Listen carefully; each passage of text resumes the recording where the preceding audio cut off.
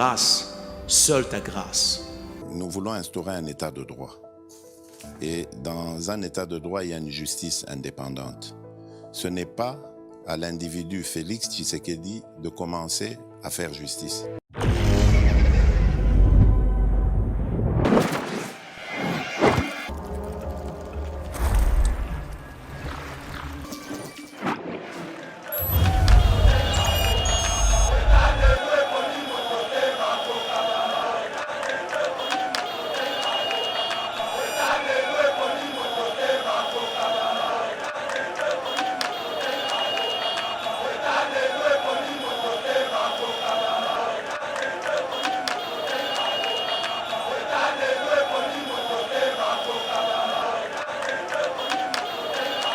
Na mission royale na bango, le Saint-Père a évité que mission en ezali. Donc sur les kakana karna la mbongonde ba yebi. Même maintenant apostolique a évité que mission en ezali. Et puis mission wana ezaka na befeka Congo. Donc na befeka Congo Brazzaville ezate. Na befeka ya Angola ezate. Na befeka ya Gabon ezate. Na befeka Côte d'Ivoire ezate. Na befeka ya Centrafrique ezate. Donc mission wana oyo monseigneur Chola Tangi ezaka na befeka ya Congo. Mais pourquoi pas monseigneur Chola pas les kaki? Tata mbongo yambie na maboko mibale. Ayambi maman wana Dominique Munongo. On a mission prophétique à redénoncer ma belle.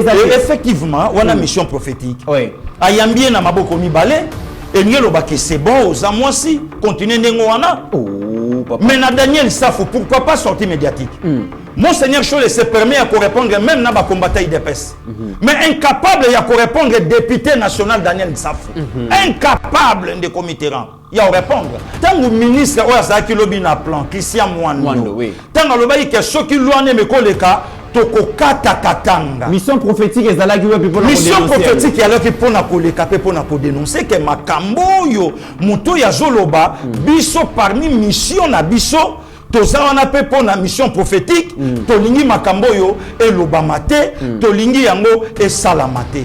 Voilà nde comité. To bandana yango vidéo wana HD Zola Kisa monde entier ba otala ndenge Moïse azokima wana répression violente. Place où a gaz zobeta. Wana répression violente. De commit. HD merci beaucoup.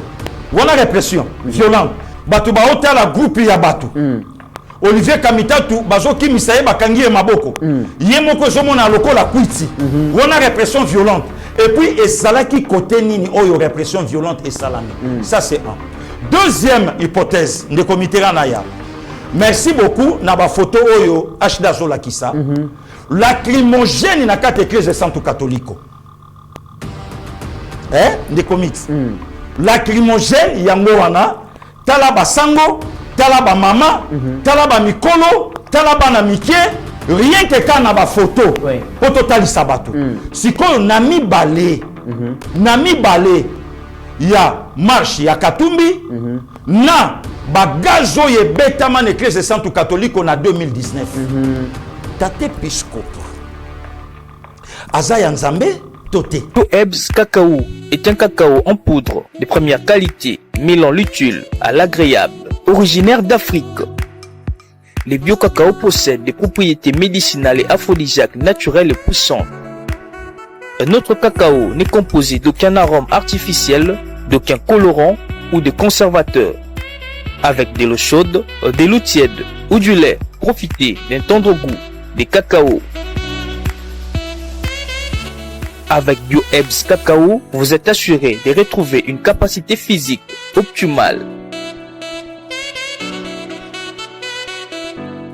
Un complément alimentaire conçu pour les hommes augmente la libido pour une santé sexuelle positive. 30 minutes après l'usage, vous avez des résultats positifs. C'est la première fois que j'ai goûté un complément alimentaire sain, propre, bio, sans produits chimiques et sans aucun effet secondaire et qui fait des merveilles. Tout ce qui est écrit pour ce produit est vrai. Bien fait et pour le cœur et la morale, lutte contre l'hypertension et le diabète. En tant que médecin, je vous conseille d'utiliser. Et pour devenir distributeur, écrivez-nous sur gemsociety1@gmail.com. Nous sommes en Europe.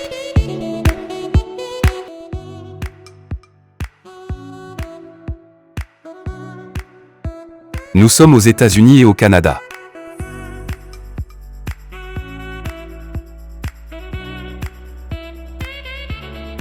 Nous sommes en Afrique.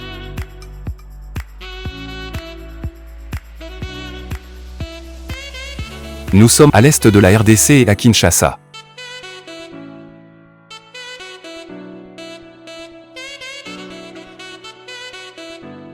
Vous pouvez passer votre commande en ligne sur notre site www.docteurmiracle.com.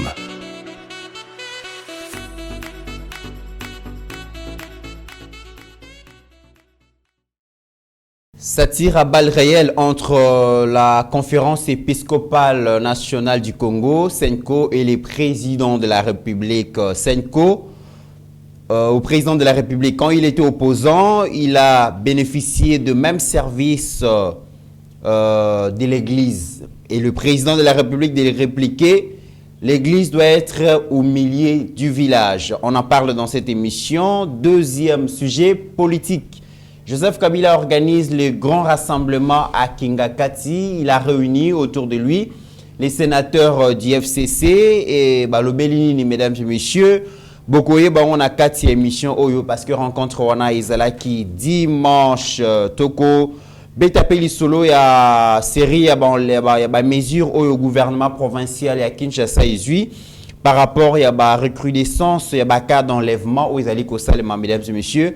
Tozo le Belango na 4 émissions oyo toko le Belapé Office national des produits agricoles du Congo te belé kansaka que pays agresseurs ya Congo agressaka biso pona minéraux, coltan, cuivre, diamant et autres mais bokoyo kapé que même produits agricoles ya République démocratique du Congo et ça générateur ya recettes et que pays voisins bazali ko zwa produits agricoles ya République démocratique du Congo de manière frauduleuse et puis bokoyo ka comment est-ce que bato bazo travailler na office wana bazaki clocharnisé na régime ya Kabila mutazo travailler na établissement public ya l'état mais futa kaye combien bokoyo kabongo DG donc Guy Bompate Bolunda donc Augustin bokoyo kaye makamba koloba et kokamu sabino autant de sujets oyo tokomeka vraiment ko fungola yango lelo kasi tokobeta pe li solo ya la très distinguée première dame mingi baloba mais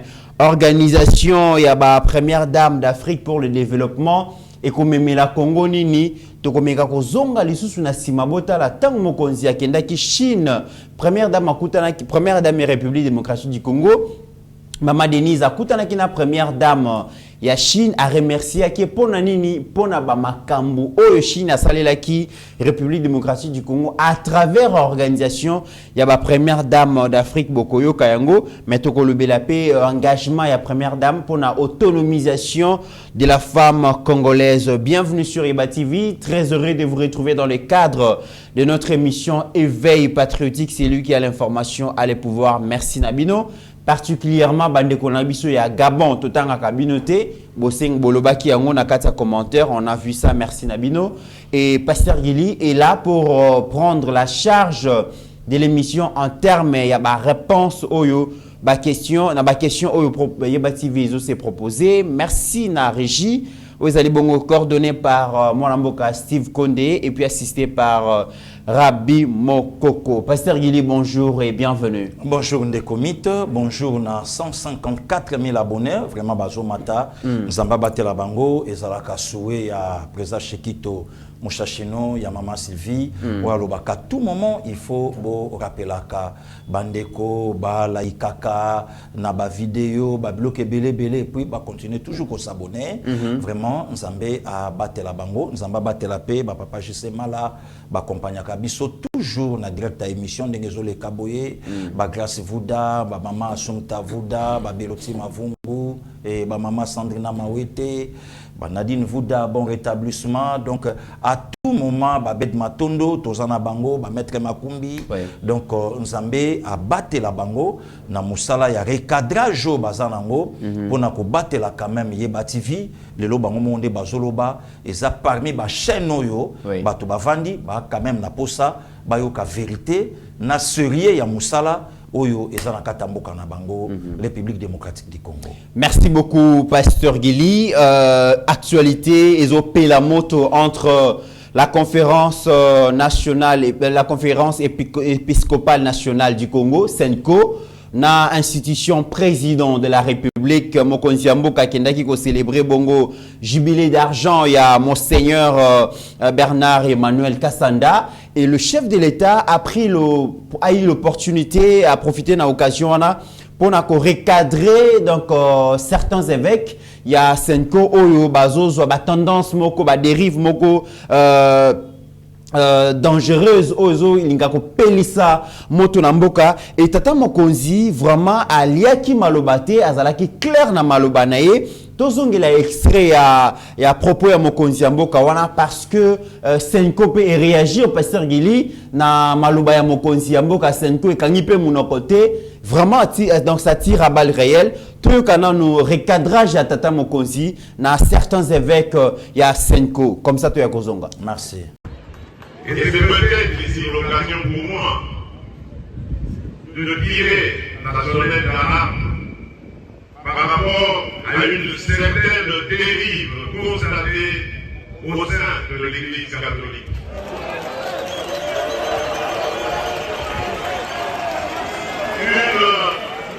Une dérive que je qualifierais de dangereuse, surtout en cette année électorale. L'Église doit être au milieu des villages. Ici, je suis en train de dire, l'Église doit être au milieu des Congolais.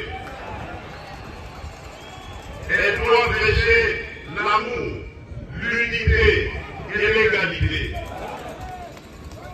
L'Église doit accompagner toutes les filles et tous les fils de la République qui sont en politique de la même manière, sans distinction aucune, car il y va de la stabilité de notre cher pays.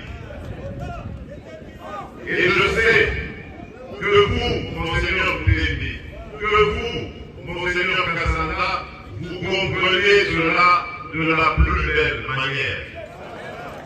Mais il se fait que parmi vous, il y a malheureusement quelques personnes qui ont pris une tendance dangereuse qui risquerait de diviser notre nation. En tant que garant de l'unité de cette nation, je me sens obligé de dire que je n'accepterai jamais une telle dérive.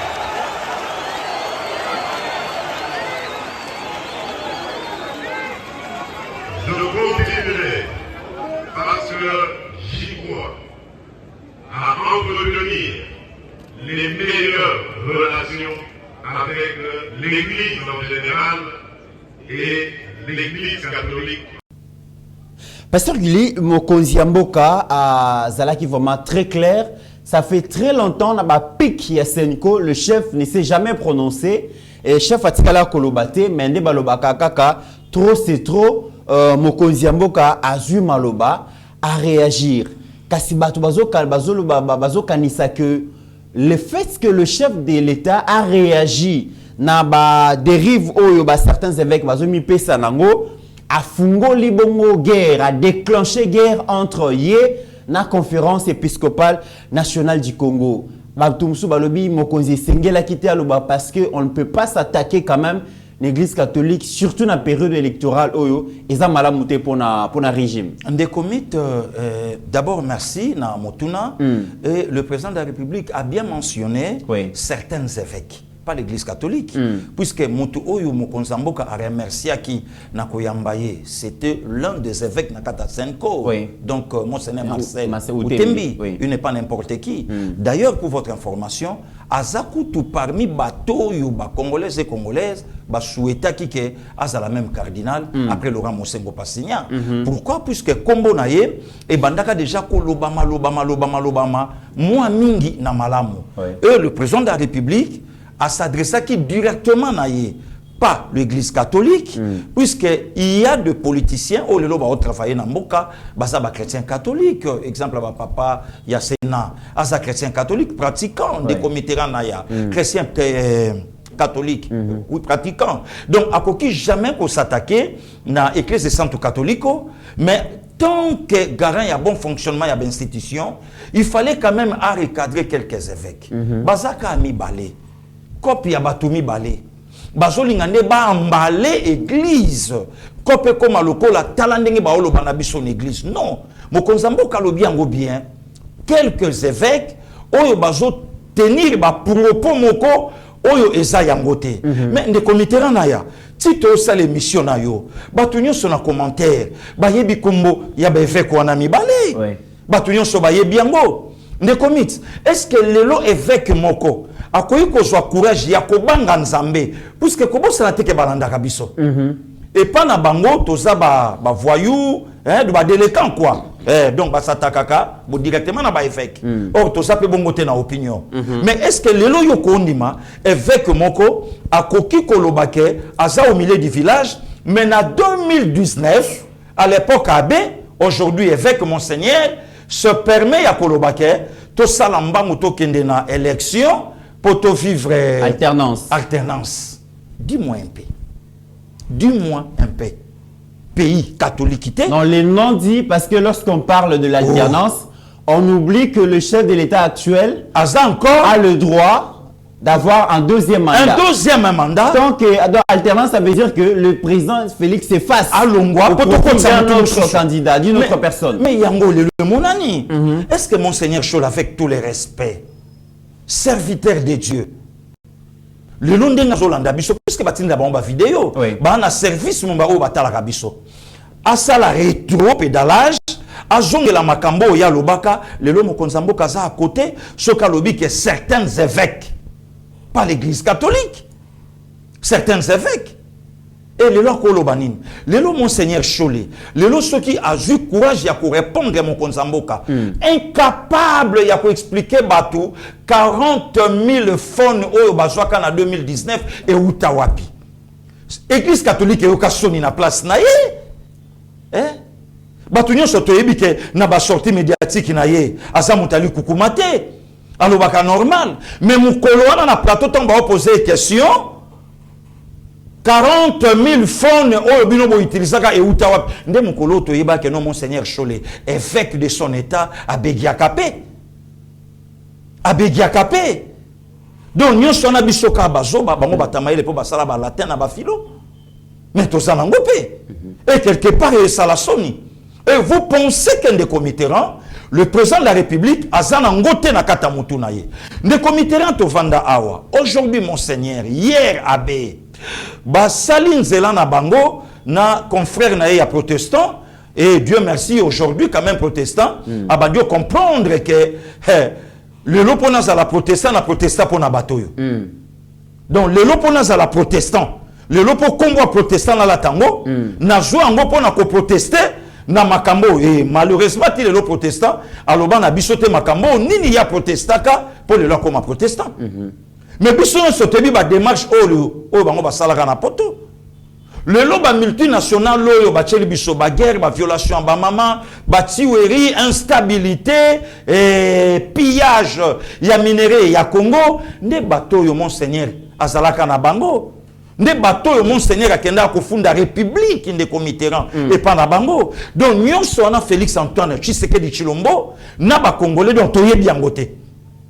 Donc, le nom monseigneur Angalo Banabiso, il est plus que le Saint-Père, ou plus que l'évêque Moussoussou, ou plus que Ataba prêtre. Non. Mais pasteur Gilito Landa extrêmement quoi il y a monseigneur Cholé Tango Zoloba donc le président les politiciens bon attendez comme chef nanouté attendez comme présidenté tant bazar en opposition malobe salara kitoko bazola kisaki bayebi posa la population bayebi problème ya mboka mais ceux qui bazu pouvoir au lieu que ba travailler pour résoudre de manière durable ba problème oyo mboka zo rencontrer ba défi au peuple azo va faire face nango bango ba komaka kosala makambo ba na critiquer pouvoir ya lobby tolanda donc monseigneur Cholé et puis to Kozonga. Merci beaucoup.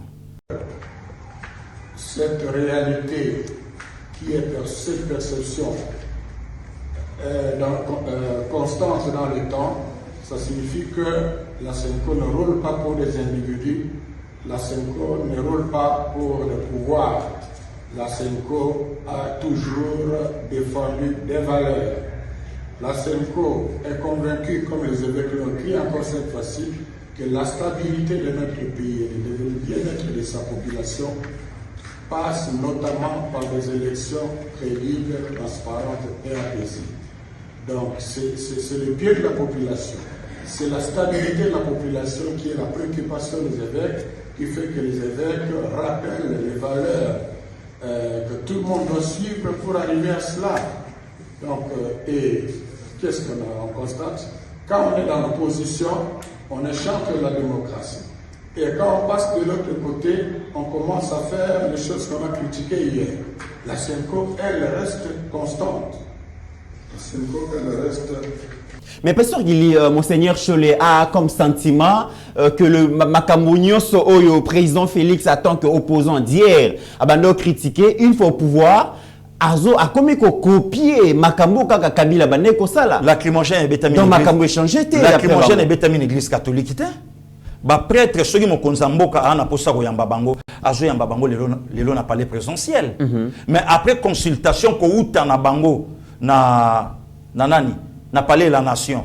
Ba évêque ba kenda directement na Kingakati. Siko ba tuna te Kingakati otonga bongo wapi o ya peuple.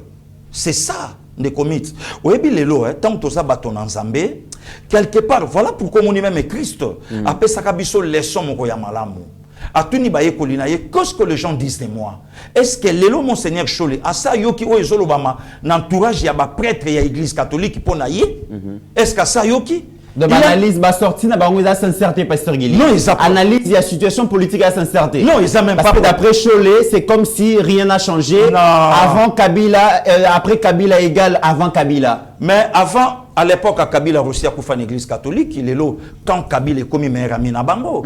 Thérèse Kapangala a koufa une église catholique, le lot quand Kabila est commis meilleur ami na bango. À l'époque, à Kabila, maman est mobatonga kate. Mais cardinal a keyu kota la hôpital, a zoka moi même ba matériel. A koyu kotu na te wapi a peuple. Et puis bino bozonga kutu yemo kwa sengi. Sans que ba filiale ba senga ye, yemo kwa senga bina za la parrain na bino. Puisque en quand même il y a problème, même il y a prière. Mbango boki me pananga. Donc, bato yo nyonso ba la ki malamu telobi na population. Oyo pe bango babundisaki, lelo bango batiki population bakomi ya bango. En fait, le vrai problème est ça que Monseigneur Cholas à la claire, Guéro le lobby sotozo Luka, na le président de la République, Félix Antoine Sekedi Chilombo, par fait cause à Peka Likamba gratuité. Ne commit pour les lois qui Monseigneur a lobby par rapport à vidéo au yo lobby.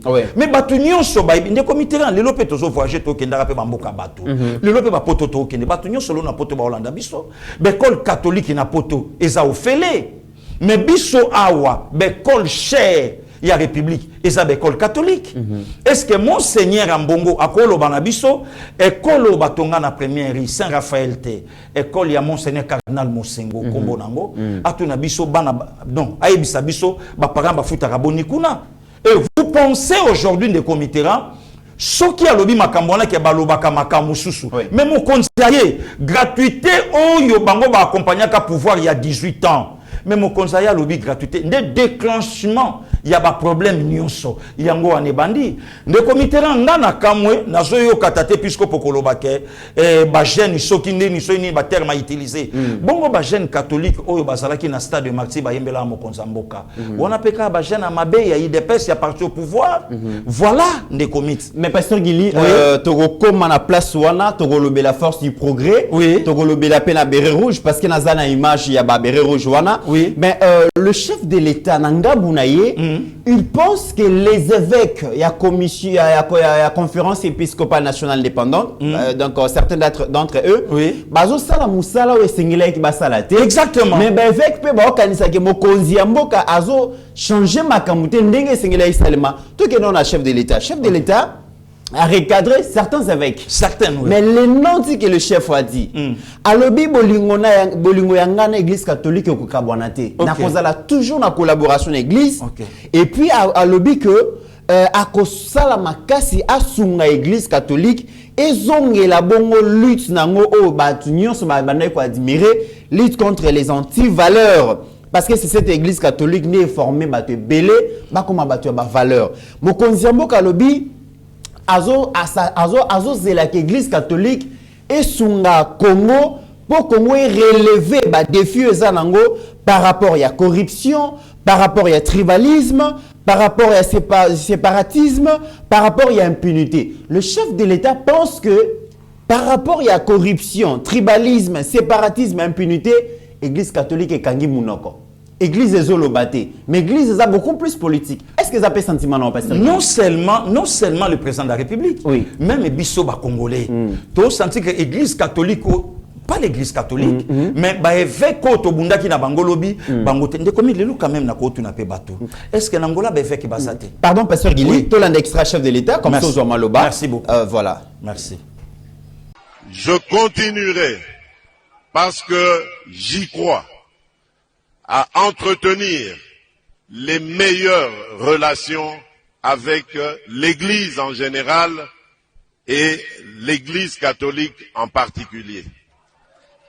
Je ne lésinerai sur aucun moyen pour aider cette institution qui nous est si chère et qui est si chère à mon cœur, pour qu'elle se solidifie et qu'elle reprenne son combat que nous avons toujours admiré, le combat qui a fait de nous aujourd'hui des hommes et des femmes éduqués, remplis de valeurs. Oui, c'est grâce à cette Église que je veux revoir, prendre le devant pour nous aider à relever ce Congo qui est malheureusement terrassé à cause des antivaleurs telles que la corruption, telles que le tribalisme, telles que le séparatisme, telles que l'impunité, et j'en passe. Je sais que je peux compter sur vous et sur Dieu pour que cela demeure et soit toujours permanent, c'est-à-dire une relation excellente entre l'Église catholique et l'État. Donc, Mokonzi Mboka vraiment a un sentiment que par rapport à l'anti-valeur, l'Église catholique a mené lutte. C'est lui le père de la nation.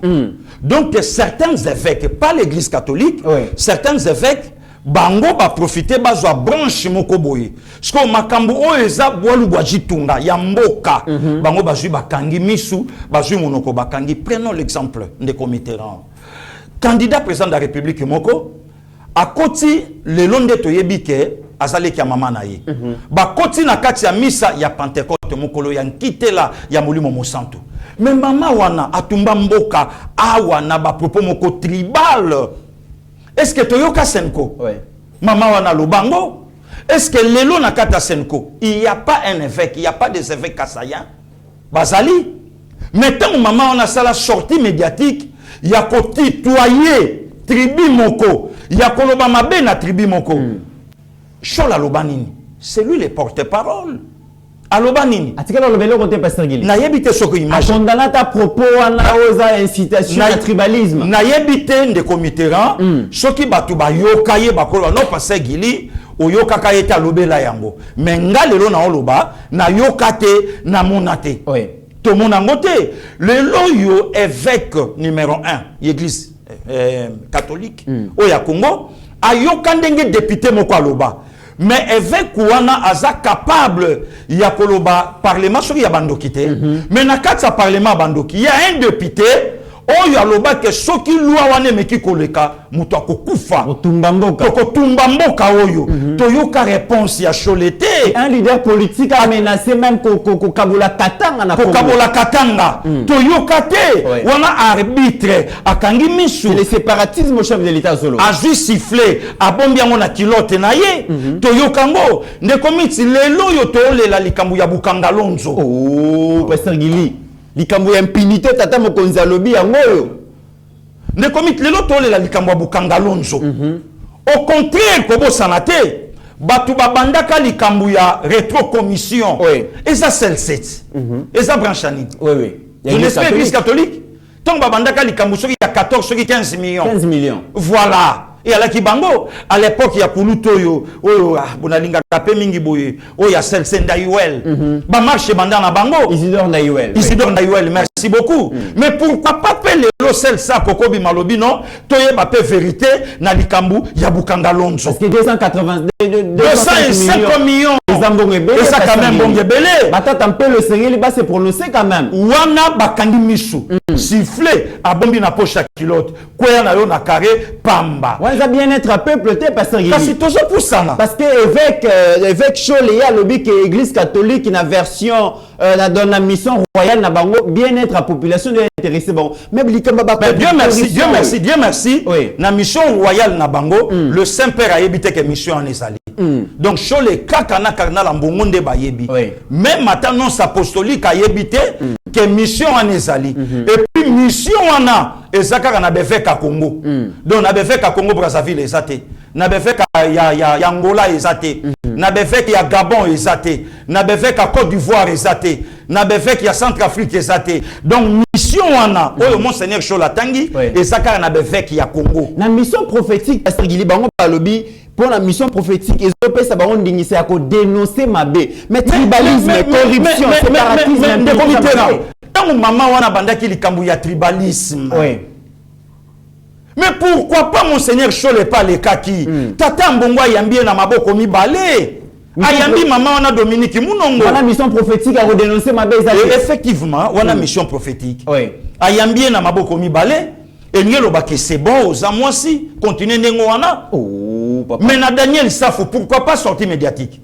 monseigneur Chola se permet à répondre même na ba combattant IDPS mais incapable à répondre député national Daniel Safo incapable de comité rang il a répondre tant le ministre Oazaki lobi na plan Christian Mwando tant le baï que ceux qui loane me koleka toko kata katanga mission prophétique ezalaki wepi pour mission prophétique alors que pour na koleka pe pour na ko dénoncer que makambo yo muto ya zoloba biso parmi mission na biso toza wana pe pour na mission prophétique tolingi makambo yo elobamate tolingi yango esalamate voilà nde comité problème impunité aujourd'hui mais yango loko Congola zo souffrir nango ne komiti biso to fanda mutu moko Bukanga Lonzo monana te abe Chola atika kokosa biso monseigneur Chola liakati lelo bio chaque 12h 12h30 13h a déjeuner na avocat ya nzete balona na kati papa ya nzete via malam ya malonga peuple o ya zo souffrir chaque dimanche apé saka mabunza na église sainte catholique peuple o ya zo souffrir lelo selon bango situation est comme il passe lelo ba maman chaque yenga ba kotisaka biloko kolia est-ce que lelo tanga moni mutu moko il fallait dans Nzela na Bukanga Lonzo 285 millions de comité rang 205 pour Bukana mon pépé. Ata contrat chinois pe o et kolobamate la lingeta a étalé au grand jour. Donc akoyi kolobata lobakeno te. Donc mission wana ezaka na ngambu moko, ezaka na el moko, ezaka na sika moko ya kolobela. Ne komi to vanda awa contrat chinois. Congo a bénéficié même pas na 1 milliard. Même pas na 1 milliard de comité rang na ya. 10 milliards au Mbongebimi, Congo a suivi 822 millions, mais na 822 millions, on a payé 500 millions place et kenda to ebité. Et yebandate. Donc nyonso wana eza mission, il y a quelques effets qui étaient. Eza mission na bangote. Makambo wana etali bangote. Ne komi to vanda mbongo moko ebima, basa la marché moderne. Équivalent moins il y a 100 millions de dollars américains. Wana eza impunité. Dans mon Konzambo Kazan a raison, pasteur Guilia Kolobake. Mais c'est lui le père de la nation. Mission, il y a lutte contre les antivaleurs. Certains évêques, bah, on a mais c'est lui le père de la nation. C'est lui le chef de l'État. Béton. Donc, Babylone Cognon, c'est l'un des comités. Et mon anate, to vendambo mokebima plus de 500 millions. Baton en aéroport international à Kinshasa.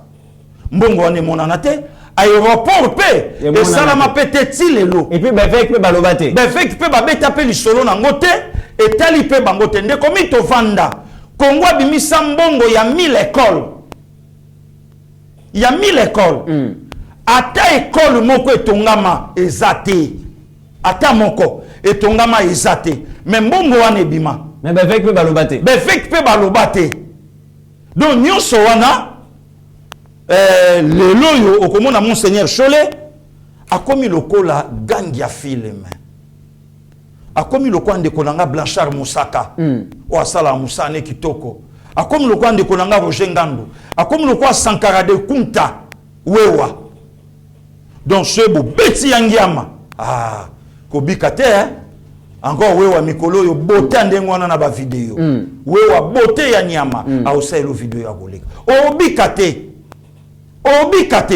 donc akomi sko bongo na le kafo na répondre mais mission eza censé ya bango mission eza ya bango aujourd'hui incapable. Pasteur Gili, obi qui a bécho la lobby, a frappé les sous lobby. Zela n'a pas son opportunité, comme Makamba lobby, les sous po, ba lobby, au tiers, le chef de l'État parle, ba on va répliquer, ceux qui vont répliquer, pouvoir lobby, ba lobby entre Senko, na institution président de la République, comme un match quatal, Mikolo, Tolanda réplique, il y a Abbé, Monseigneur Donatien Cholet, par rapport à Makambo Mokonzambo Kaoti Kolobabongo Nakananga. Tolanda extrait. Merci. Les premiers gestes du président de la République en 2019 étaient porteurs d'espoir pour un état de droit, notamment l'ouverture de l'espace politique et médiatique, la libération des prisonniers politiques et le retour au pays des exilés. Malheureusement, nous observons aujourd'hui un recul déplorable caractérisé par la répression violente des manifestations de l'opposition, la restriction de la liberté de mouvement des opposants, des tentatives de projets de loi discriminatoires, l'instrumentalisation de la justice et les arrestations arbitraires.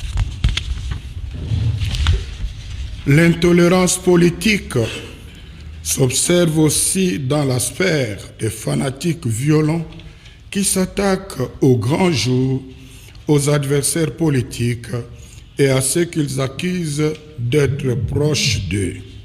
En témoignent les actes de violation et d'intimidation contre nous, évêques membres de la Senko, lors de notre visite pastorale à Kasumbalesa, le dimanche 18 juin 2023.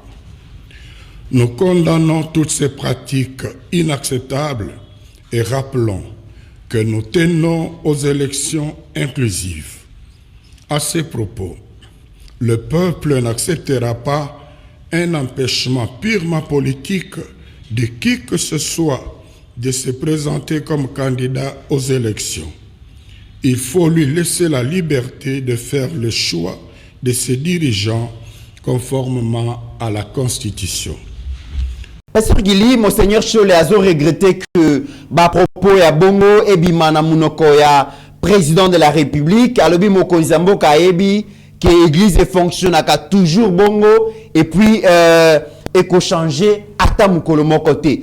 Na ba propos ya Monseigneur Donatien Cholet, Pasteur Gili, alobi tangu tata Mokonzazo ki bokonzi na 2019 espoir ezalaki makasi a posé ki ba acte moko ya malamu, notamment libération ya ba prisonniers politiques, ouverture ya ba espace politique, liberté ya ba opposants et tout maramutu ezalaki vraiment bien. Mais Mikolo yota unka Mokonzazo pouvoir afandi ba connaître bazo de crier, bazo de pleurer un recul déplorable, j'allais dire pardon. Il y a liberté publique, Abia Liboso, répression violente des manifestations des opposants, Pasteur Gili. Les comités, soyons sérieux. Soyons sérieux. Je crois que tant que le lokoyo. Oui. Je crois que tant que le lokoyo. HD Soka ko la ka vidéo, oyo ya marche ya 20 mains, oyo tata épiscopazo lo ba répression violente.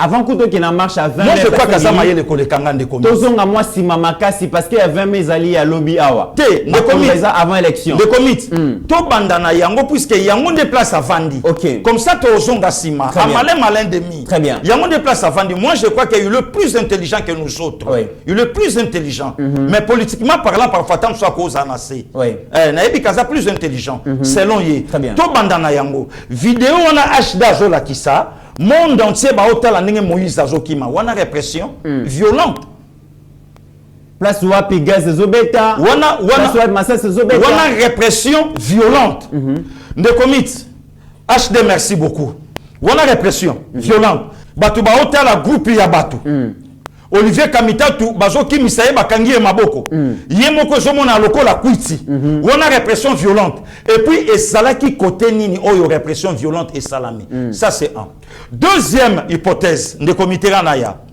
merci beaucoup na ba photo oyo HD Zola kisa lacrymogène na kate église Santo Catholico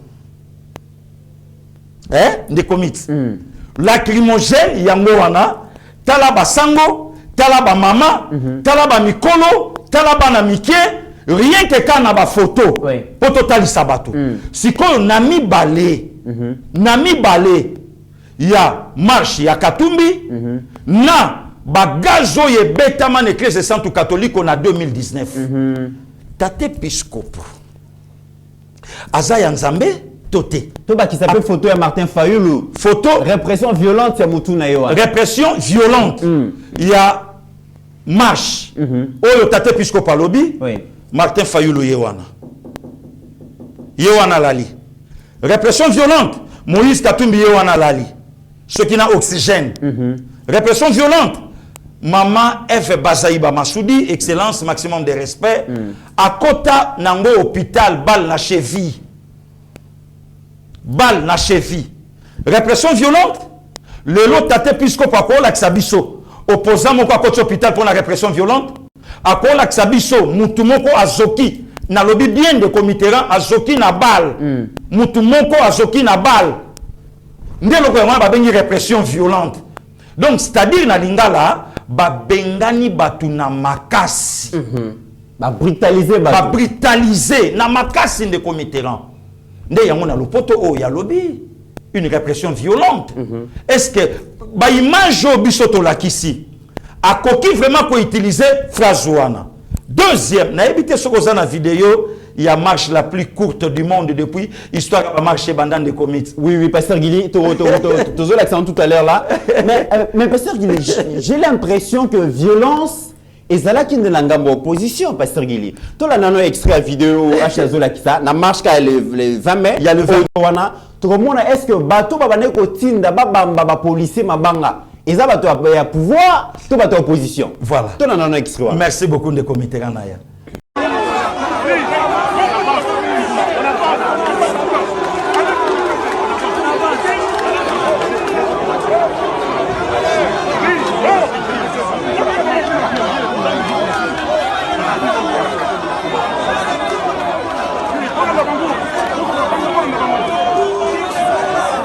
parce qu'il y a apparemment violence de Outa qui est en opposition. Wana sikoyo opposant. Oui. Oyo monseigneur Chola lobby. Donc on recule le mot grave. Mais bala qui sanga opposant o lelo azoloba. Ke baba mbaba policier libanga. Na 2019 aloba kanini po ba beta ye mutu evimba. Aloba akute lorote.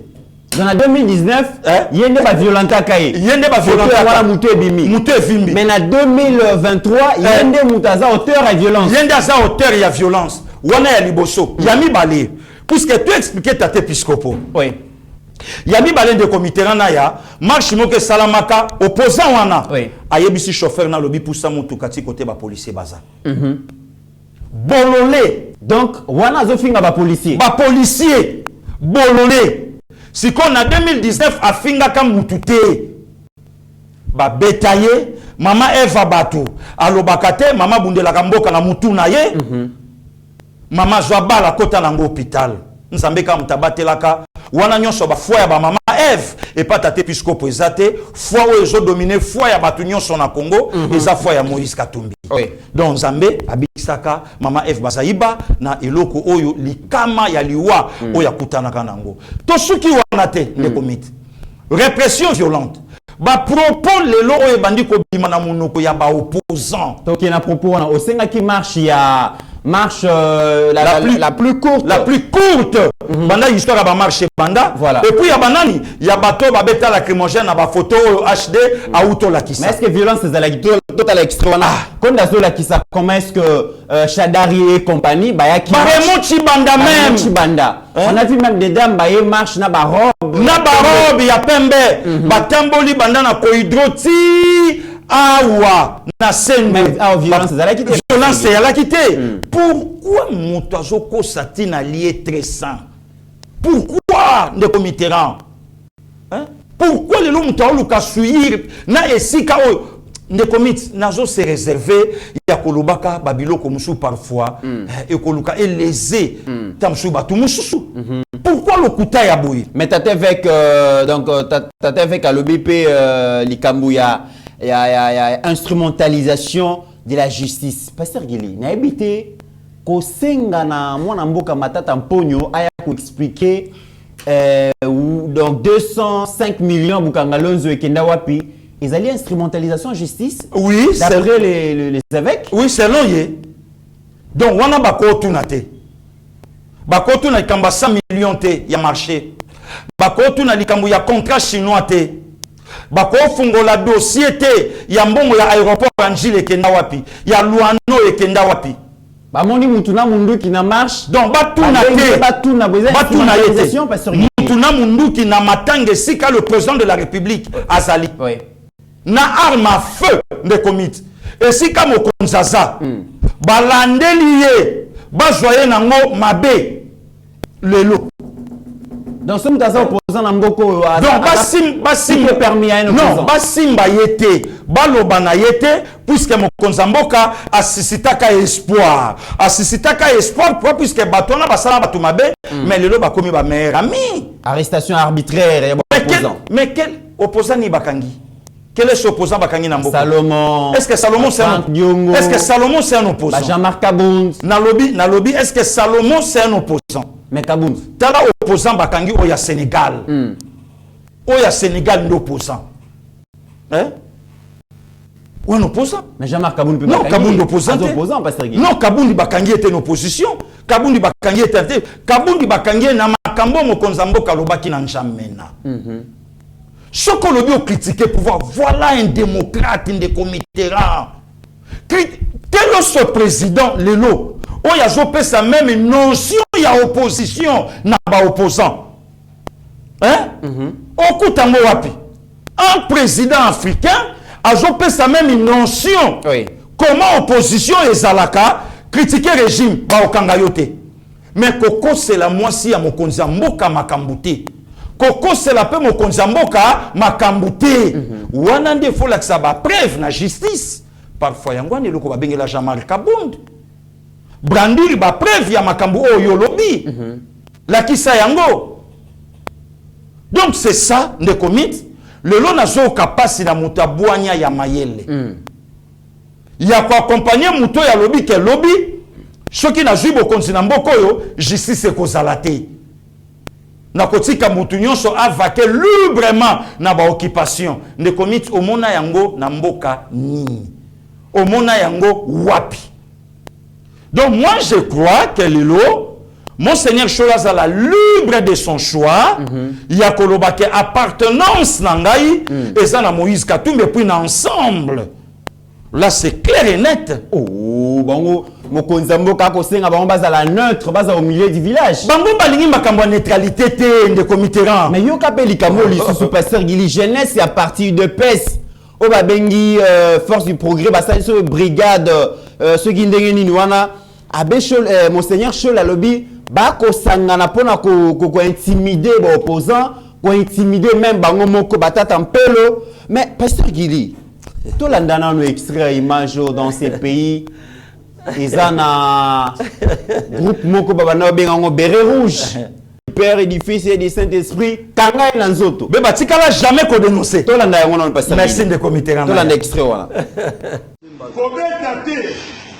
moins, ils sont la soutane, au Dieu au nom du Père. Kanga est la soutane.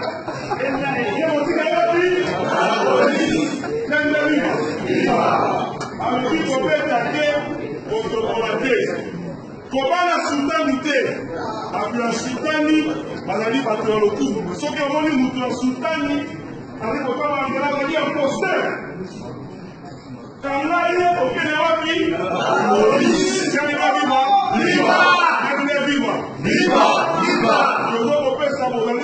soldat politique à la raïs, aussi formation pendant 3 ans, il mange pour les amis forts.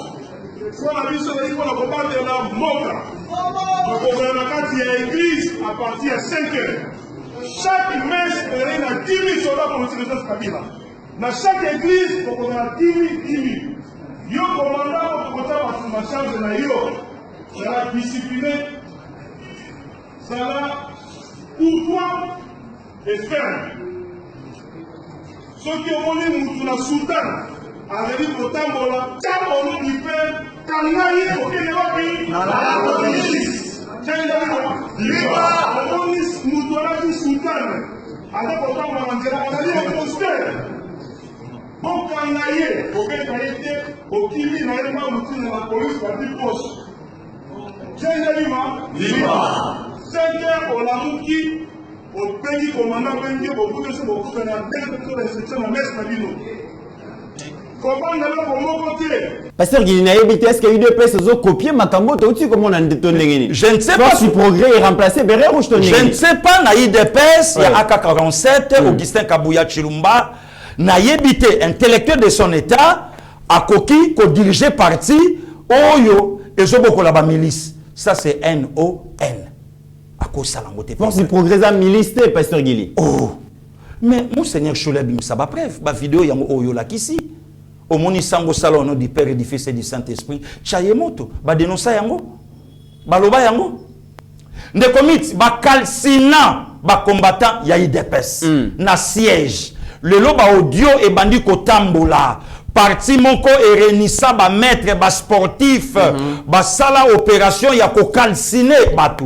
Oyoka dénonciation nango et pas Monseigneur Cholet. Oh le lo passé Gilia. Donc attends comme moi mistana e bouquin. Oyoka yango et salama na mboka nini. Et salama place ni. Oyoka yango. Il y a un évêque à Koufana Est, je crois 4 août l'an 2000. Monseigneur Kataliko. Oui. Est-ce que Oyoka yango ne committeront?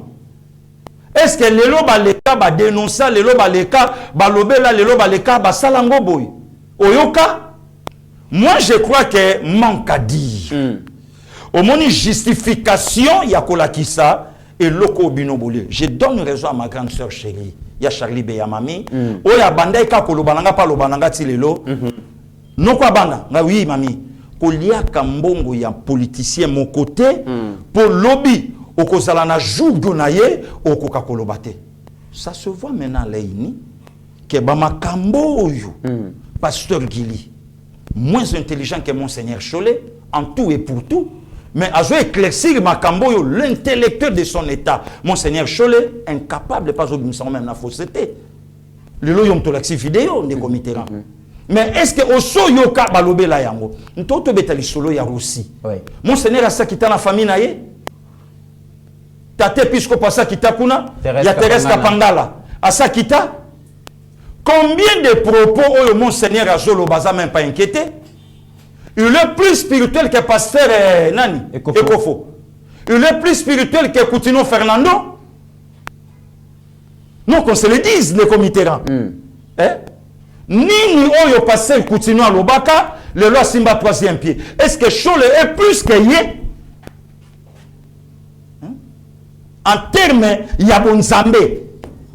Mais ça koinda pasteur Guili. Non, ne commit. Eza koinda. Eza na question koinda te puisque na kati na bango eza na Monseigneur on a béni à contredire Zaka. Abbé Blaise à contredire Zaka. Eza koinda parce que pasteur Guili au-delà de tout, oui, Senko bazo déplorer un processus électoral mal engagé et déjà babimisi arme fatale na bango pasteur Guili. Article 64. On a dit ce qu'on vient pas. Balobi élection le local a déjà il y a 2018. Baroulaka peuple. Résultat zalaka conformité na résultat ya ba urne et sengeli article 64 ça veut dire que peuple a la vigilant au côté na bureau de vote voté kozonga ndaku te ba ko afficher. Est-ce que tu vas vivre sous les Kambouya, l'église catholique, et bimisa batou? Ne commit pas l'église catholique. Non. Pour faire face à un régime, entre guillemets, dictatorial. Ils ont s'installé parce que. Ne commit pas au Kokate. Il y a un de la forêt, à l'Obaka, où il y a Kocha Tembe, Acha Beta Tomona. Monseigneur Chola paie sa ordre, Bobi Malanzela totala. Na ba parents, oh, les loba otang saba, na ba on a primaire na gratuité. Babi Masouté. Oh, ne commit pas mec. L'article 64, peuple, à quoi vous savez pour un régime? Ne commit na bunda na article 70 de la Constitution. Na bunda na ngole le zawapi. Le loba boti 64 de n'importe quoi. Aloba ginine kiminga muke na moto. Titre à Likambo. Oh, continue aussi. Alobi donc vu que na élection à 2018. Mais des commits. Azwana nous courage à oyer biso 40 000 smartphones au bazwaka. Les lois zawapi. Monseigneur Chola banana ko yebisa biso. Et utaka pe wapi. Mbala liboso na ebiso na plateau, to yeba ke Monseigneur Chola akekumaka na Lingala, na lopoto abegiaka. Mbala liboso to yebango à partir de nos partenaires, la France, la Belgique, l'Hollande. Voilà. Quelle crédibilité les lots. L'église catholique à Père Jean. Église catholique à Père Robert. Église catholique à Père Raphaël. Église catholique à Babé Loya. Église catholique à Père Bifalo. Quelle image. Quel est l'eau? Batu nyonso ba yebike ba téléphone e utaka place moko et yaka mais de commit lelo soka lobiti kala wana mais batu pe ba na information ke ndenge pe to yokaka ba mu pepe ba zo yebisa bato au côté voter numéro 4 na certains centres to yokayango parfois moi je crois que Monseigneur Chola azala clair je vais n'ango donc ataba baba soué zala clair na biso ya koloba ke mbongo ya bateau to liaka to décider que toi accompagner encore bango na élection il y a décembre 2023 très bien parce que probabilité soit au moyen ya kozongisa mbongo wana toza nango te toza obligé ya kozongisa ne commit oyebi lelo il faut salaka la part des choses. Lobi ndenge mboke ya laki ndeko na ngai na lelo ndenge tozo kende toza lisu ndenge moko te. Que Chola ne pense pas que lelo azana monopole ya kobimisa puisque Jean-Marc Kabunda à l'époque alobaki abi c'était pas l'église catholique to sala ki 50-50 biso to cheba to bango ba cheba bâtiment et lelo que le seba chrétien catholique o yoko bimisa oh il y a des étudiants il y a des parents oh lelo mon année a aucune classe na trans academia. Hein? DG, je crois Georges. Ongelo, nous avons battu la DG, José Makengo, Dadi Soso, Mouké Katanga, oh lelo bazo tombo la Trans Academia, les okende liboso. Moi je crois que lelo, il faut qu'on change de discours. Vrai problème. Et cause à la bénéfice, il y a peuple, n'est parfois un sali Monseigneur et sali quelques effets que Kanda. Vrai problème est cause à la gratuité.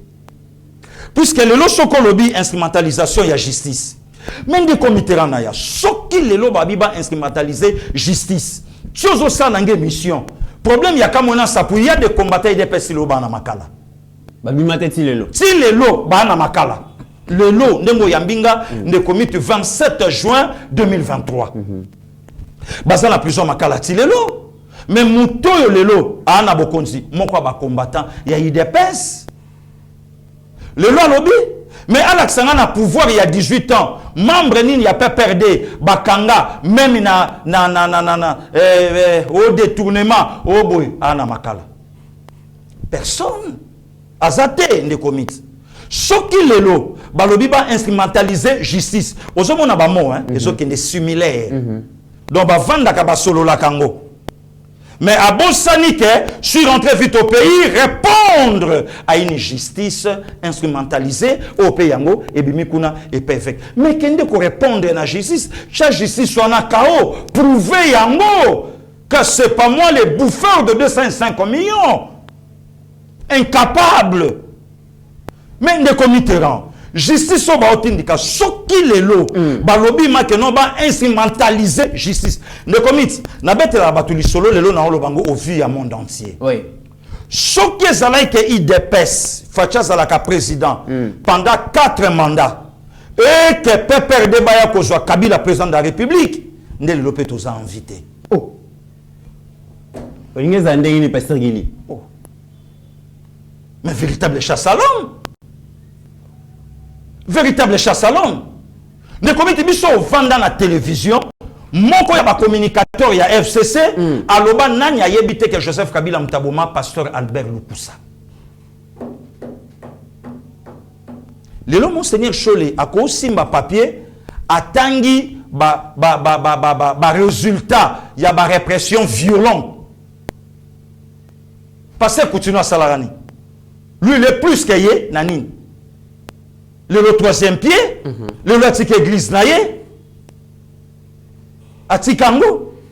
Donc en fait, le lo, basepe la kananzambe ke, il y a un président congolais, oyaye, ne commit, na Brazzaville, lobi na lobaki yango, na komati esika azako kopema le cardinal Emile Biayenda, assassiné à bout portant, 18 mars 77. Emile Biayenda, Nangambo. Voilà. Donc, les lots, étant que justice, mais before Azakunat, ancien conseiller privé, homme fort, il y a régime Azakuna, Kabunda Azakuna, Kabunda Azakuna, Nabetelio, Bakombataï de PCBL Bazakuna. Est-ce que justice ya solo bazo tindikango simbaka bateau mais ceux qui jiso banda otindikango mo vasakanya koza libandatin ba créer les problèmes Emmanuel Gamazani Chadara koza libandatin mais déjà bandeko ya PPRD bazolo bake bazu information selon lesquelles na Mikolo Koya Raymond Chibanda Azares Roberoy Chadari na mususu na Bosani Kombo bientôt bakokangama yango wana bazo mettre en garde de pouvoir passer ne komi to ba kopo na ndenge salaka to betelo ko mo bo chacha makelele poso poso ke banda ko ya et permettre ba yoka po ba lembisa to ba jona ndenge salaka. OK. Lelo ba congolais batuna ka pourquoi pas lelo ba ko lever immunité ya Raymond Chibanda na Sénat aya na nous peut expliquer biso makambu ya corps oyo ya représentaka Congo ya 2012. Prof Kalele Mutalobango. Très bien. Les lots bako tuna Chadarité makambaka mona sampu. Yo mtolaka ministre ya intérieur. Chadari ye moko na mboka na ye balakeli liwa na Kindu. Balakeli liwa kufa na mboka na ye. Di progresser ba combattre de peste balakeli liwa na Kindu. Au fait un des comitéran, moi je crois que Monseigneur Cholé ou bien Ambongo bazala clair ya koloba ke biso matulinga na biso bakasayente. Oh pasteur Gili. Église commission likambo tribalisme na kati mais ça c'est grave. Pour en réalité problème est ça tumbamboka pasteur Gili. Nde komite. Bon temps mokonza mboka lobi yango kuna ngati na minde na lobi yango.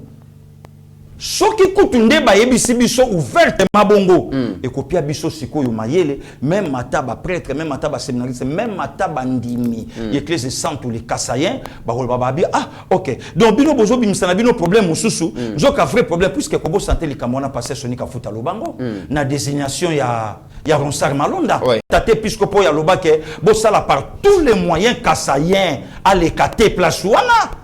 So eloko ni nezangi pété le long de comité là ya kozala clair ya kolobake en tout cas biso Fachi c'est bon mais du fait qu'il est kassayen. Kassayen basalini pasteur. Je ne sais pas. Baba congolais té. Bana ba compétence té. Je ne sais pas. Bazana droit ya kozala place au congolais sazate. Je ne sais pas. Wana pesco e ko fungolela biso nzela to landela pe monse to landela pe mort ya ba évêque Gérard Mulumba. To landela pe mort ya ba Vierge Gilbert Mundela, to landela pe mort, ya bateau nyonso wana Bakassayen ou koufi entre guillemets Covid.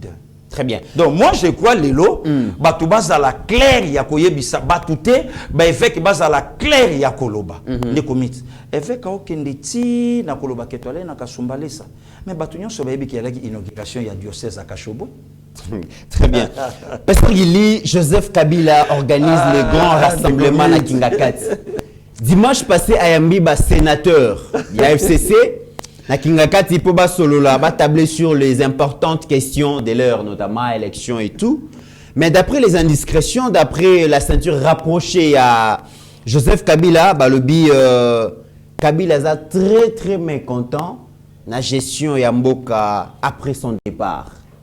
Il y a réfléchir comment est-ce que la position de Pasteur Gili.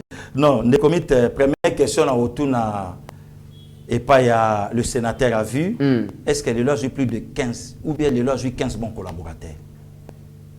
C'est ça ma question. N'a évité. N'a évité. Parfois, oui. Pour le biazanga ibango pour gouverner Mboka bien. Parce que 15 bons collaborateurs au Kabila Sangaki. Yemoko conscient que na gouverné bien pour la Sangaki 15 bons collaborateurs.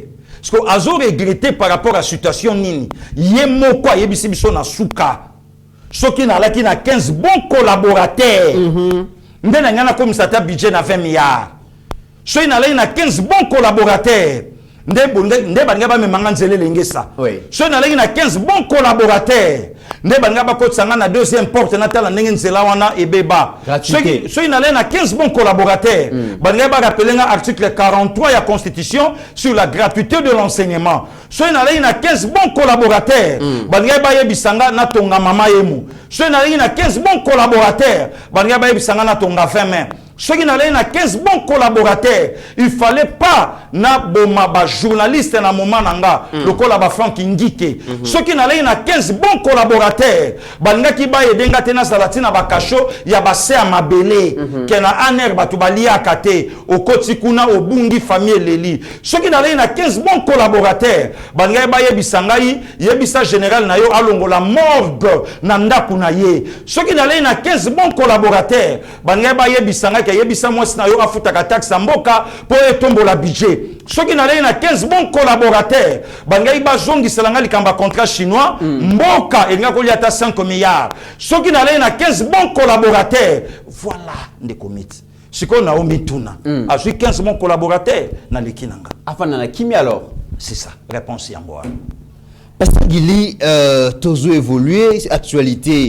Et so, n'habité Pasteur Gilemboka oyo, tozala qui quelque part le but. Ne comité, nous sommes s'assume magambadi, il y a 4 mandelo bagayo mogodi. Ozu Moussala, Ozu Moussala balobi ke Ozu Moussala l'état. Okendara Moussala tongo zonga rapoka bafuta combien? Tolanda bon makamwe bande koleka l'Office national ya produits agricoles du Congo et pas wapi monsieur Guy Bompate Bolunda Augustin Azali Bongo, directeur général, mesdames et messieurs, et Koka Moussabino, si vous connaissez, commissaire Bisso Place Autozalaki Lobby. On n'a pas que Elingi Koloba, Office national des produits agricoles du Congo. Moussala n'a une mission comme régulateur à produits agricoles, et j'ai ébélé une vingtaine de produits agricoles. J'ai café, cacao, ketchup, EVA, Totangi, Kenkina, Totakina, thé. Vanille, place à épices, et j'ai belé moi par produit j'ai belé. Moi ça n'a pas encadré à produire ana banda na plantation ti na dernière consommation nango ou bien ko bima nango na libanda ya mboka. Voilà mission ana ya on n'a pas kaza nango et sengeli makoki yango atobundaki na niveau ya gouvernement pour être ba réglementer la structure, fonctionnement, tarification, ndengeni toki pe ko encadrer pe toki ko sala na ba institution mosusu. Kala mingi te toti ko joa décret oyo premier ministre a bongisi pour être musa bisa régulation pour l'encadrement et tambola malamu. Pe ministre de l'agriculture a outi ko signer a signaki arrêté oyo ezali ko fixer tarif ya ONAPAC. Na kati arrêté na soki na ebiso historique ya ONAPAC to utaki na 9% par na exportation. Donc pour ça c'est le prix fort. Donc prix au tokoteka na libanda.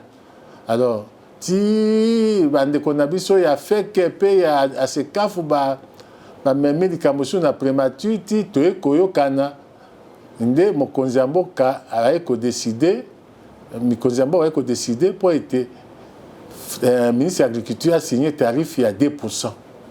Nde sika toza wana tozali wana sikoyo mais mission wana toza osala yango na difficulté pour être malgré mise à signer mais un groupe des opérateurs économiques bazali koya koloba kosa mikonzi mosusu pour être bakitisa sous tarif wana balingi Congo kende liboso be kende ezonga sima pe bingi tozali komona surtout na este ya mboka na biso kuna bato mosusu baza kosala misala wana bazali na barebele pe bato wana nde bazolinga te kofuta batarife na biso te bazosala na ba M23 na ba o mosusu tobengi banani wautaka na Uganda badef bato wana baza kosala mosala ete mboka na biso ekotisa ba recette te mais ntango tozosala mosala baza bautika biso tosala misala na baplantere mais ntango ya rekote baye babomi bato bazwi babiloko na biso eza kafe eza kakao ekei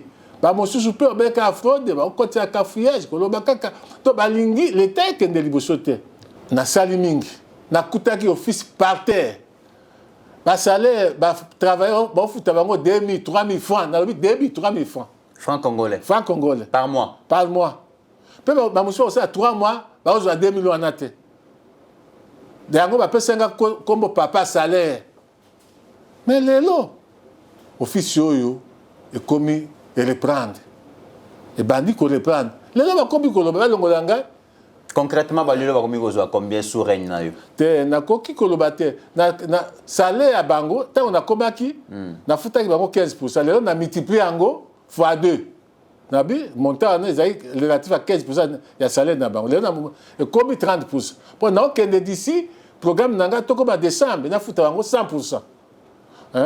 mais lelo bakomi kokosa makambo oh non bon pate atekaka bandako alors ndako leta moto atekaka bandako na ye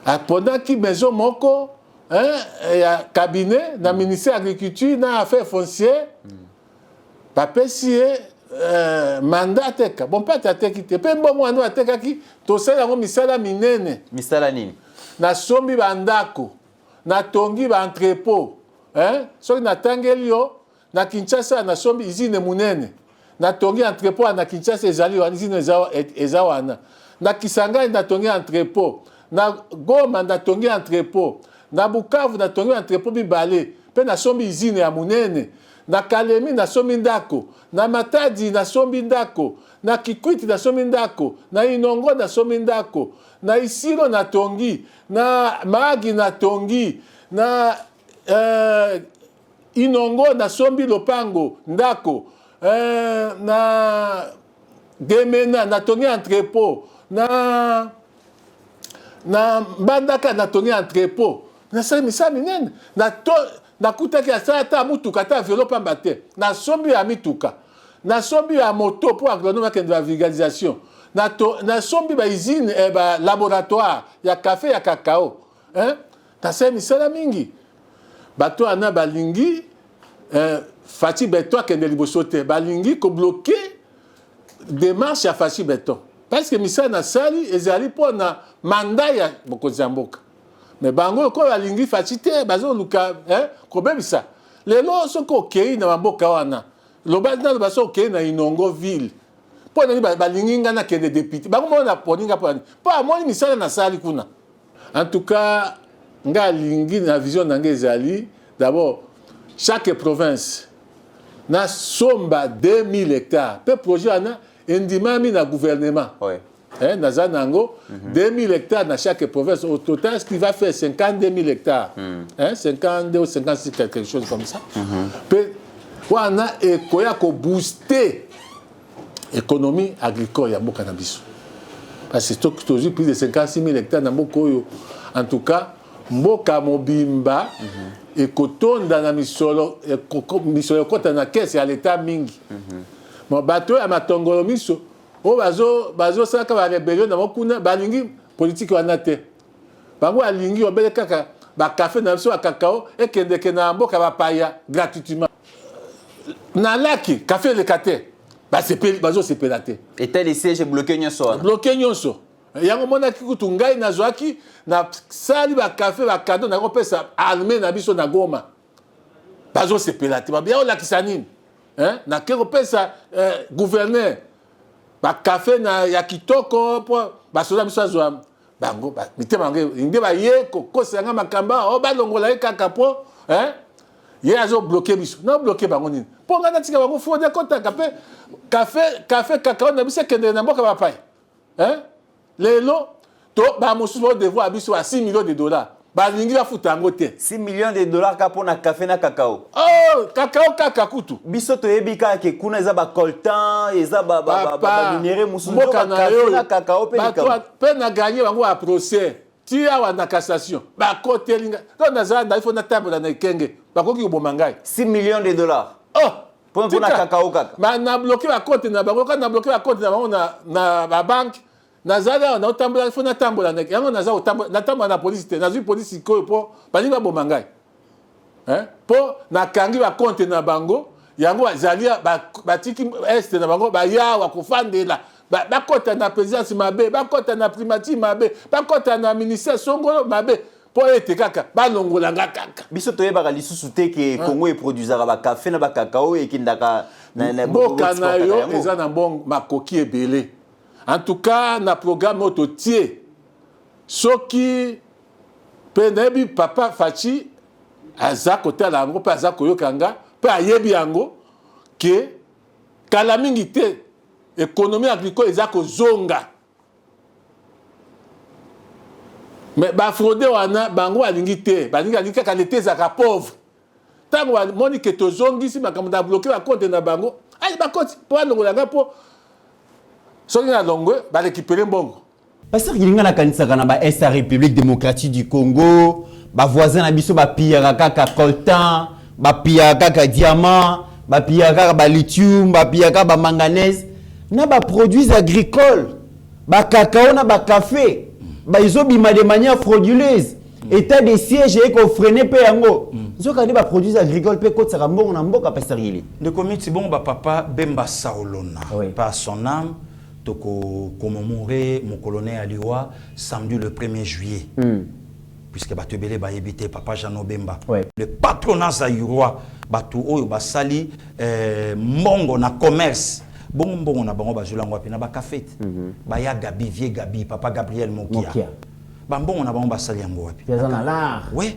Asombi banda kuna ye na commerce na ye na ba cop na ye na mbongo ne ya café basali yango wapi. Lelo bango wana tout ba boma yango à cause ya ba corps na ba brassage et ça là que un représentant ya ba café na biso ala kana Uganda ala kana Burundi mais ba café ba biloko nyonso ya na Congo ba tekaka basala mbongo nango et traversaka et kendaka kuna azo devoir na Congo 6 millions 6 millions de dollars totonga te ba école 6 millions de dollars américains et puis ça ka yemo ko pasteur Gili wana kaya opérateur économique moko mais basé belé o bana ba nyongo ya Congo il y a quelqu'un papa Guy Bompate et pas na soba mongo balobaka bolunda te pas na soba mongo balobaka bolunda voilà. Donc Guy Bompate bolunda Augustin au pas au fête anniversaire le 65 ans joyeux anniversaire na ye joyeux anniversaire mais c'est le DG à Onapak Nzambe a batela ye place azali voilà ndé comité na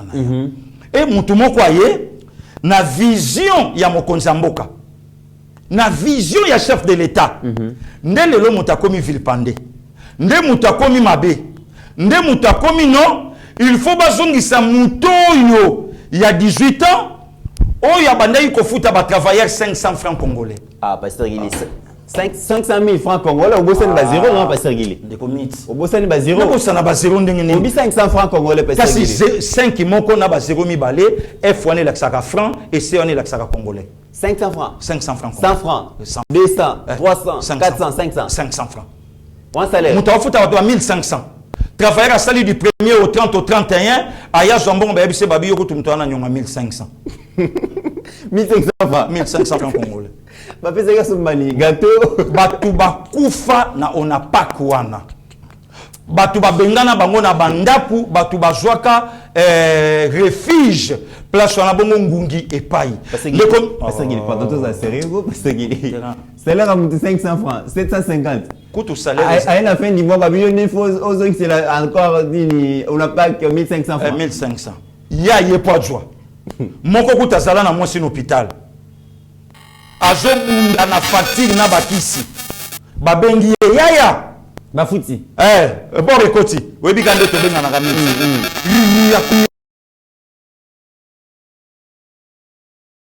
na bibosela na travaillaka na obeta ngo rapide bino jabo soignaka madame nga na oya akoma ba pese 11200 11200 pe ba ebise ozana nyongo ya 2700 ba kati bimi ba 9000 quelque chose. Et puis c'est là où ils ont régulier. Et à la régularité. Tu vas foutre après 6 mois. Bon, foutre après 3, après 4, après 5 mois. Aujourd'hui, avec les DG Guy Bompati. Bah, c'est là régulier, 700 000, 700 000, 500 000. Moins respiration. Et bandi kokotana, on a pas. Ne bateau yo bayaka na bakombo ya bateau na bango. Abi, mais kuna pourcentage eza ya combien? Oh non, pourcentage eza ya 20%. Non. Nga soye boko tsingai. Nga na okata pourcentage wana parti moko bando kende pa na yo parti moko. Mais ndeko est-ce que bozana bolingo ya mboka? Ça c'est grave. Est-ce que le chef de l'État est au courant? Ya makambo yozoleka na ba entreprise ya bato yo bakopesa yo deuxième mandat de comité. Pouvoir à 18 ans, on n'a pas na poids lourd. Le lot respiration. Le lot koti po moni batu bando uta musala. Ayebi ke na reçoit 500 000. Ma outi n'a rien. A outi na 500 francs. De commis 500 francs. Na pouvoir à 18 ans. Alors oui, les 500 francs à 16 à 500 000. Après de comité là, yoko bete la 154 000 abonnés. Que Kabila avant de réfléchir. Nembo kezo kene mabe. Mais ça c'est blague avec les gens. Voilà ko sakana batun de comité là. Maman vandi bo mobile na bimaka azonga ka bimaka zongaka azoela 1500 francs congolais habita lambongo bafuti. Et puis ça 2 jours il te demande explication. Demande explication. Transport on nous a combien? Transport on nous a combien? Ça se joue avec les gens. Il y a chaque jour. Ça c'est un. Grâce à ce messier, aujourd'hui 65 ans, Guy Bompati Bolundo Augustin. Aye, abandi quand même kobongisa, abandi ko pelisata moi en poule, moi lumière, moi sourire. Et zonga quand même na ba travailleur ya onapak. Yo kama molobi alobi to sombi banda kwebele to tongi. Vision ezaki to somba même to comme même na 52 000 hectares. Voilà. Tolo non mais c'est voilà. Le lot yende mtakomo découvrir banyonga ba 6 millions de dollars. Pe ezaka à place mon côté ezapeka na moto mo tende komit na ebisa yo. Yo kondima ba entreprise ko ba RVF. Régie de voie fluviale. Toujours apprendre toujours qu'à 13 ans il y a souffrance. 13 ans. Régie des voies fluviales 13 ans. Fluviale 13 ans il y a souffrance. Baoulila. Alors que fleuve Koko Tsambongo est belé na régie wana pasteur. Fleuve Kotisa Mbongo. De komi to taboli pe banzela mai. Ba marin, balandaka, bakoti et tout ça et sans compter babiloko yo masuwa et balayer moko. 13 ans, il y a souffrance. Régie des voies fluviales. Tu peux t'imaginer le lot. Mon konsamboka sali ba nomination. Mais na RVA, PCA, moko banda joa nomination. Il y a ba pile viena ye. Ti le lois à PCA. Asa PCA wapi, il y a RVA. Donc, ti toke une élection. Si ba tentative à coup d'état, bato ba gérer RVA, ba sa vision mon côté na mon konsamboka. Ils apportent à sortie. Na entrée à Mboka, pasteur. Yamboka. Bato wana faut bazala quand même bien ba na rencontre loyal na mokonza mboka. Na bapa ya bazo il faut pas tout quand même mokonza mboka yeba na RV ya banani bazakuna. Nde mutaza PCA pe na basource ndenge pe toyoka. Mais que l'équipe ala ki na poto akendaki pa sala mo meeting pour abanda cha ko kotisa ka batu semence ya batu na bango. Bato yo basala ke ya koma PCA président conseil d'administration. Na kuna kanza go passe le ba kata kabiso misolo bango ba go vivre bien pasteur Gili. Oh yo kailo ba mongo bokai na RVA. Mais est-ce que le chef est au courant? Le président de la République Kaza au courant? Est-ce que bateau bazo entouré mon condi CG Kabouya mona mayele? Est-ce que azo contrôler aviation régie de voies aériennes? Qu'est-ce qui se passe à l'intérieur? Oh, ya makambo, hein? Qui contrôle quoi? Qui contrôle qui? Qui fait quoi? Nakati kuna. Ça, voilà, ne comité là. Pasteur Guilina Likambouya tozo kende malembe ko atterrir na Kinshasa une série de mesures joami na gouvernement provincial pour na lutter contre ba recrudescence et ba cas ya ba enlèvement. Mikolo to yo kalisolo la mingi.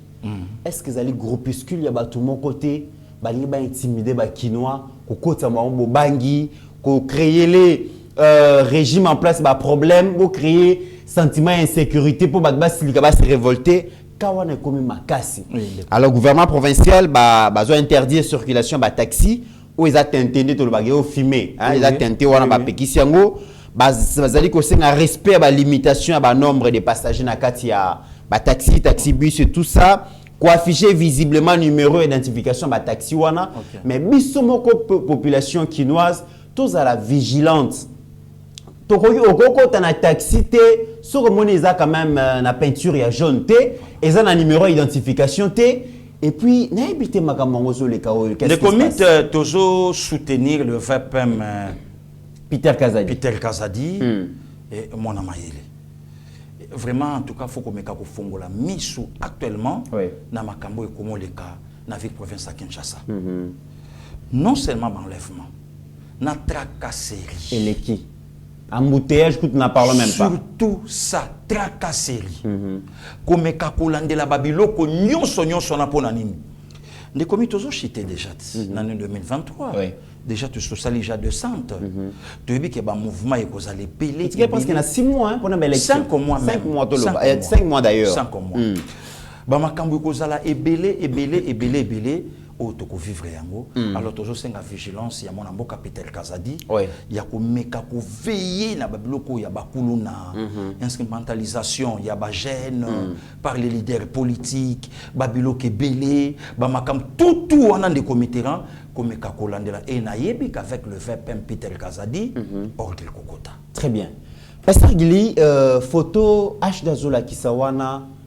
Vous pouvez apercevoir facilement la très distinguée première dame, Maman Denise Nyekiro. Il y a béton. Il y a un stade. Babi monté ma béton. Parce qu'il y a une photo, on a échangé la première dame de Chine. Nous avons une organisation de la première dame d'Afrique pour le développement et Sunga Congo Bakbaye Bate. Première dame de Chine, tant que Covid a frappé la République démocratique du Congo. Atindelaka Congo ba bloqué belé à santé ba matériel ba gants ba cache-nez ba bloqué belé toye ba ka moté et tant première dame a komi kuna akendai ko remercier très sincèrement na Congo ba africain pour Maman Denise Azara première vice-présidente akomi oui première vice-présidente a remercier pour la makambunyo sowana a sololina par rapport à la vision na excellencia échange qui vraiment très cordial. Donc organisation ma première dame Mizaraka fête donc Olia Komela et tout ça. D'abord merci il y a soit la distinguée première dame non il y a soit Maman Denise Nyakiro Tshisekedi comme première dame Lelo il y a République démocratique du Congo. Vraiment c'est une bénédiction dans Mboka na biso puisqu'il faut qu'on note que organisation on a mbala liboso ekota et bandi epanaye ça c'est un. Deuxièmement batala kapé babiloko oyo mwasi ya mokonza azanango oyo ekosala ke porte pe efongwamela mais ndeko mito aleki na mwasa mokonza mboka commerçante parce que balo wana sokeye de peur que ele kamba mon hôpital naye de peur que ele kamba na makambo na bango oto yebaka ngote il fallait le loko so Maman Denise oyo afandi atala bibono en tout cas ba nanga ba yebaka te na koma lelo na remercier yo au nom ya mboka nanga Congo na senga merci na Chine na oyo ndeko mito yebi lelo la distinguée première dame donc elle est au four et au moulin auprès de son mari yakobunda pour épauler quand même mobali na ye na makambo yo nyonso tozokoma nango lelo makambo biso lobi lelo bato belé ba yeba ki yango te bato belé ba yeba yango te bato belé pe bazoi bango pour la première fois na Yeba TV. Donc photo wana, image wana, donc azo remercier, azo féliciter pour nani pour na lisungi o basala kabiso na période de Covid na début 2020 tout wana. Voilà. Très bien. Et la distinguée première dame pasteur Guili azali prototype ya la femme congolaise. Exactement. Parce qu'aujourd'hui, ces 20 dernières années, Congo est traversé période très difficile. Exactement. On a vu même que même les hommes qui travaillaient, salaire pour permettre de réunir les 2 bouts de mois. Et la femme congolaise a continué vraiment l'entrepreneuriat. Femme congolaise a continué à la lingala Mombongo pour participer à l'équilibre. Pour asunga ndako. Voilà. Pour asunga papa. Asunga papa à participer à l'équilibre financier à foyer. Et la distinguée première dame, parmi Babitumba Nae, Ezali Bongo, encourager l'entreprise dans l'autonomisation, voilà, l'autonomisation de la femme. Aligné que moi si elle autonome, moi si elle est indépendante, moi si elle a carte, moi si elle la femme ménagère, mais moi si peut abunda pour que asunga foyer ne kindeliboso. Et photo oyo Ashdazola Kisawana, Ezali ki bongo na Pullman na Grand Hôtel, Maman Denise à Kendaka. C'est le mois d'avril, le 8 avril, à qui soutenir moi, ça moi aussi. J'étais présent. Et la femme congolaise aujourd'hui, dans son ensemble, elle est courageuse, elle est mutaluka rambongo abundaka, et même éducation, il y a ban et comment likamba. De commit effort wana, oyebi même la Bible balobango, on donne ce qu'on a. Maman Denise a quoi pe okanga mabokot. Avant dinae, abendi ben. Nzambe pa kela yendenga kelela yowana na bolingo nyonso onkola déposa epana ye. Mais afandi atali habité ngai pe na bunda. Omona ka chaque fois ceux qui babimé na béton aza côté kuna yepe koto renir ba mama. Yepe kuna zo solola. Yepe kuna azo joie. Oyo ayokate ayebite azo tika pe oyo aye kuna pa na bango. Ndetango azongaki afandi saki biso na Pullman ya kopesa mpifo na ba mama. Mama ko croiser ma côté toujours traverser ba situation moko difficile. Sala mbongo. Bunda bikisa libota. Bunda sunga mobali. En moment la distinga au sale loko wana. Ndo moni maman moko na parlement telemi azoluka loi sur la polyandrie. Grave. Ndo moni député moko telemi azoluka ba kotsa loi moko sur la polygamie. Abibiso mibali to kufa pona likambo loi o. Sikoyo loi wana. Loi wana batate puisque pour baleka balobela ngote. C'est grave hein. C'est grave. Ah, les comités. Makambo to c'est là-bas le bagate. Loi wana sur la polygamie, toyo kapé monseigneur Cholet, à l'école non c'est du jamais vu non. Abeta moli soloté. Ah non, comme plus forte raison polygamie makamunini, oyo ba député bando ki biso fetonga oui, tate episcopo. Ah na raison. Balobangote, makambo ba pédophilie. Bakanga batoi wane loba makate mais baza spécialisé lelo ya ko corriger mo konzamboka ya ko luka bien-être ya peuple tandis que la distinguer na Pullman afandi si ba maman pour encourager bango pe ayebisa bango pe atalisa bango ndenge nini makambu ekoyi kokende mais de comiteran au moment que batate episcopo bazobenga loi oyo ba congolais et congolais nyonso bazozela ekota po batela mboka na bango ndenge bamboka nyonso batelami non tate episcopo atelemi alobi loi moko discriminatoire ils ont divisé mais parmi mutaliboso alobela likamba loi oyo évêque tate episcopo cardinal de Tchou Nzambi ba Mongbabi. D'ailleurs to komi na suka na koluka extrait à journal wana d'ailleurs ezalaka na Bossani, je peux avoir ça. Les cardinals Etchou appellent les Congolais. Le 24 avril 2006. Le 24 avril 2006. Merci. Les cardinals Etchou appellent les Congolais à ne pas laisser les pays sous la coupe. Pas profiter à l'excellence. Voilà, ils ont publié dans le site officiel de Radio Okapi. Dans le site officiel de Radio Okapi. Voilà. Là, le cardinal, oh, le loi est commis discriminatoire, voilà, diabolique, séparatiste, voilà. Bah, mon nuance. Ils ont publié donc le lundi 24 avril 2006. À l'obit, dans le titre, les cardinals et tu appellent les Congolais à ne pas laisser les pays sous la coupe des étrangers.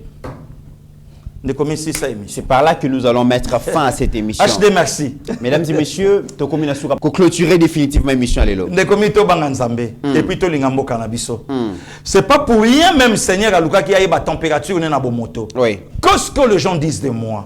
À tout ni baye kolinaye, avec Gigulungu, ya mama Myriam, à au contredire ngaïté, à yebi makambo na oloba, couple rock ba yebi makambo na oloba, que makambo yango yondenge yango ezaleli.